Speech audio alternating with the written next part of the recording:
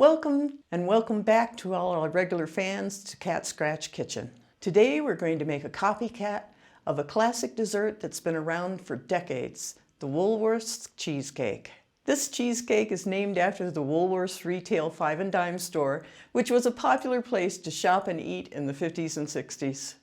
They had a lunch counter that served this light and lemony cheesecake that was a hit with the customers. Unfortunately, the last Woolworth in the U.S. closed in 1997. What makes this cheesecake special? And how can we replicate that wonderful light treat at home? Well, I'm going to show you how to make a no-bake Woolworth cheesecake with just a few simple ingredients. You'll be amazed at how easy and delicious it is. So grab your apron and let's get started.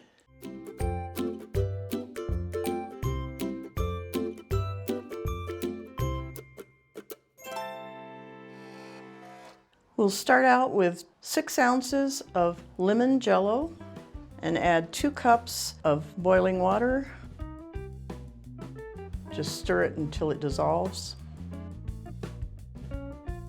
Now we're just going to set that aside on the counter while we get our dish ready. I have a 9 by 13 dish and I've greased it. You can grease it normally or use a spray oil.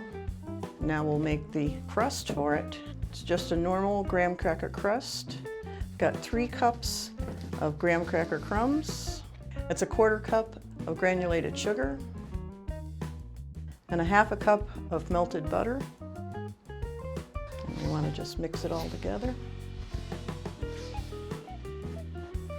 Once it's all mixed, we're going to put half of it in our prepared dish and the other half we're going to save for the topping. I'm just pressing it down into the bottom to make our crust so that it holds together.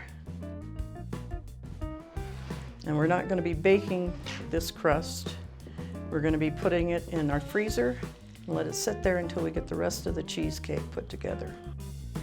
Now I have a 17-ounce can of evaporated milk, not sweetened condensed milk, evaporated milk. And I'm going to beat it until it reaches stiff peaks. The milk needs to be cold.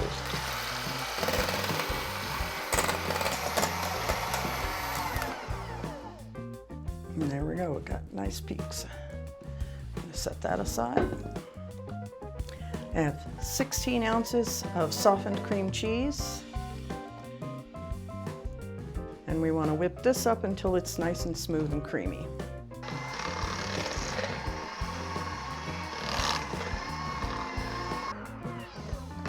Now that it's creamy, we're going to add 1 1/4 cups of granulated sugar and mix that together. Now we'll slowly add the jello mixture and stir it until it's well combined. Now we're going to add 1/4 cup of fresh lemon juice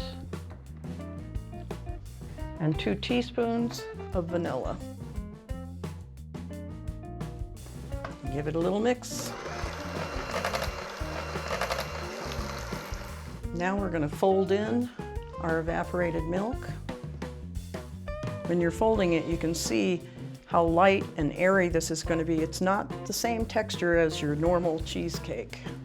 Now once it's all well combined, we're going to take our crust back out of the freezer and pour this on top. So we have our crust out of the freezer and we're going to pour this in. It's not going to look like it can hold it all because it's going to come right to the very edge. And if you can't get it to hold it all, put it in a separate little container. You've got a little individual cheesecake then. Now we're going to sprinkle our reserved graham cracker mix over the top. Now we're just going to cover it and then put it in the fridge overnight. And then tomorrow you can just slice and serve. And we'll be back tomorrow and I'll show you how it looks.